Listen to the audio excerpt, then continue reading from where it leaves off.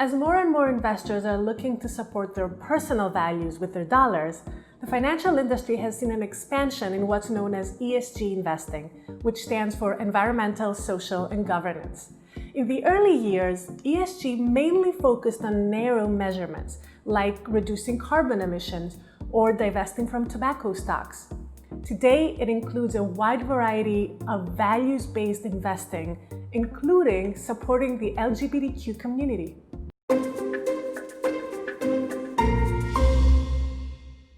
I'm joined today by Nicole Doulette. She's a senior advisor with Advancing Equality Financial Network, and we'll talk about how investors can build their own LGBTQ-friendly portfolio. Let's start by defining what is an LGBTQ-friendly company and how does the financial industry measure that? Sure. So an LGBT-friendly company would be one that has appropriate policies in place, non-discrimination policies, for example, trans-inclusive healthcare benefits, companies that also do well by the community, meaning they don't donate to anti-LGBT causes, for example, that they are inclusive of all of their clients and customers. The Human Rights Campaign measures companies from -25 to 100 based on their LGBT policies, again, both for internal employees as well as how they are outwardly facing towards the community.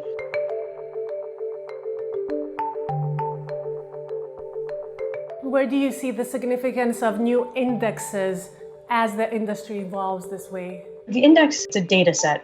Now, you can track an index, you can create wrappers like ETFs, but having that data set, I think, is very important because it's a very clear comparison to other index products.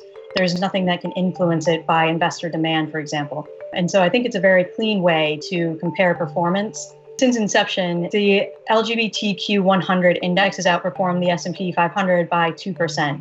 What do you attribute that financial performance to?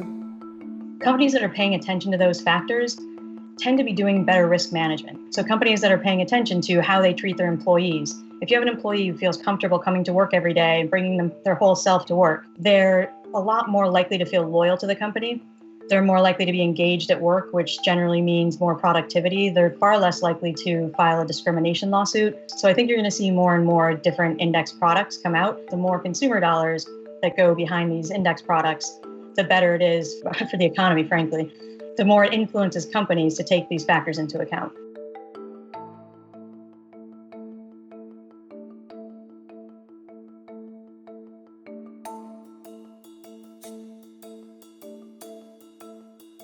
The idea used to be that an ESG investment was a charitable investment, that you gave up the returns because you were doing well in either with the environment or in the community.